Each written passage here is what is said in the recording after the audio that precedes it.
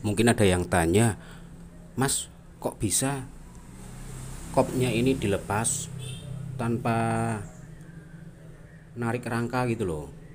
Kok bisa dilepas tanpa narik rangka? Bisa, Mas. Caranya itu baut sok belakang itu dilepas dulu, kemudian agak kedepankan sampai ban belakang itu turun mentok, itu baru bisa dilepas dari atas ini. Kalau ini belum dilepas kan tidak bisa nyangkut ini. Starter bae ra. Digas kira. Bantera.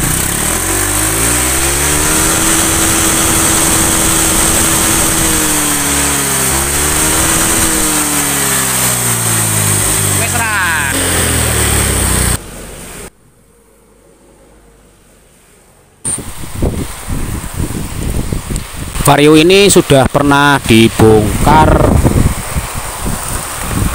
Untuk penampakannya sih pernah dibongkar. Untuk Vario ini bisa dilihat dari bekas lemnya, itu seperti lem kastol yang kuning itu loh kawan-kawan, yang langket. Usahakan ketika membuka bagian kop Vario yang sistemnya radiator itu, usahakan packingnya itu ganti. Intinya sekali pakai packing itu, kemudian saat dilakukan penggantian jangan lakukan pengeleman. Kalau dilem itu biasanya tidak maksimal.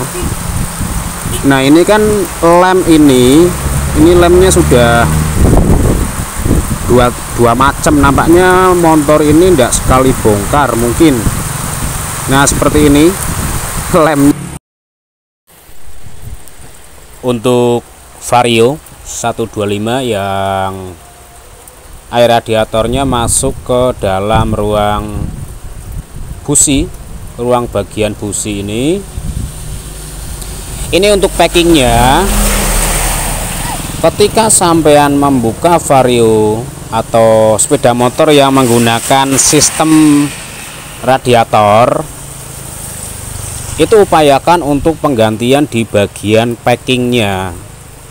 Dan untuk pemasangan packingnya itu tidak usah menggunakan lem, kecuali pakai lem yang high temperatur atau yang kualitas bagus lah. Ini lebih ke perpak atau packingnya itu yang bermasalah.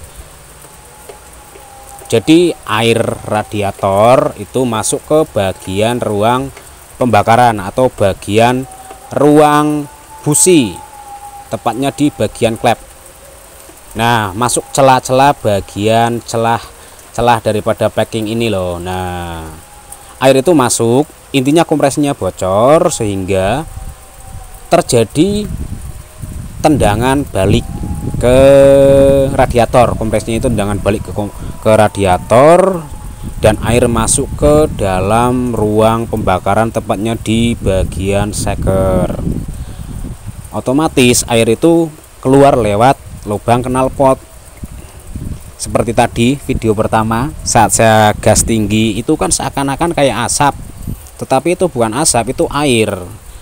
Ketika air itu terkena suhu yang derajatnya tinggi, katakanlah 80 derajat, kalau tadi mungkin 80 derajat, itu belum terbakar sempurna karena air gitu loh.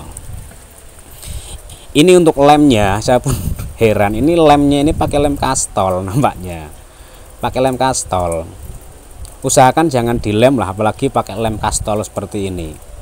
Lebih baik dilakukan penggantian di bagian packing kopnya, cari yang original, tidak usah dilem. Insya Allah nanti hasilnya bagus. Kalau ini packingnya ini sudah sering dibongkar, mungkin 2 atau 3 kali lah dibongkar, tapi tetap memakai packing yang lama. Nah ini kuning, lemnya ini kuning kayak lem kastol gitu loh, kayak lem tambal ban, ini kurang lebih seperti ini. Untuk bagian water pump atau kipas water pump ini masih layak pakai atau masih bagus lah, tidak ada permasalahan di kipas water pumpnya sama as kipas water pump. Ini berarti masalah itu hanya terjadi kebocoran di bagian kompresi, karena packingnya itu sudah tidak bisa menahan kompresi, atau packingnya itu harus minta ganti, kurang lebih seperti itu. Itu ya masalah pertama. Masalah pertama itu untuk kebocoran di bagian kompresi ini. Untuk termostatnya masih bagus, masih berfungsi dengan normal. Intinya masalah hanya ada di bagian kompresi yang mengalami kebocoran. Ketika digas, itu keluar airnya lewat knalpot basah tangan saya tadi. Tangan saya basah ketika saya tes tadi awal itu. Intinya saya sekali lagi pesankan, lakukan penggantian packing ketika membongkar di bagian head yang motor itu bersistem radiator.